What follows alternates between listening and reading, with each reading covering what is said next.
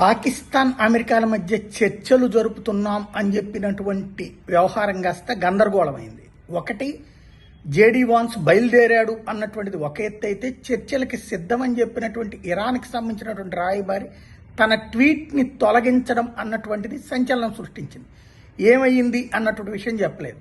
ఓ పక్కన బయలుదేరుతున్నారనగా అమెరికా అధ్యక్షుడు Trump కఠినంగామైనటువంటి statement ఇవ్వడం, ఇరాన్ గనక దిగి రాకపోతే దాని చుట్టూ మా యుద్ధ నౌకలు ఉన్నాయి, యుద్ధ విమానాలు ఉన్నాయి, అంతం చేస్తాం, వాళ్ళు బ్రతిమలాడడం వల్లనే, వాళ్ళు అభ్యర్థించడం వల్లనే, వాళ్ళు బెగ్ చేయడం వల్లనే మేము కాల్పుల విరమణని ప్రకటించడం అన్నది ఇక్కడ కీలకమైంది. దాంతో అలిగిందా లేదా హార్ముజ్ జలసంధిని వదిలేస్తానికి సిద్ధంగా ఉంది అన్నటువంటి పాయింట్ని చెప్పి తెర చూస్తే హార్ముజ్ జలసంధి యథావిధిగా అట్లాగే మా చేతుల్లోనే ఉంటుందని ఇరాన్ చెప్పడం వల్ల జరిగిందా అన్నటువంటిది ఇప్పుడు ప్రస్తుతం చర్చ.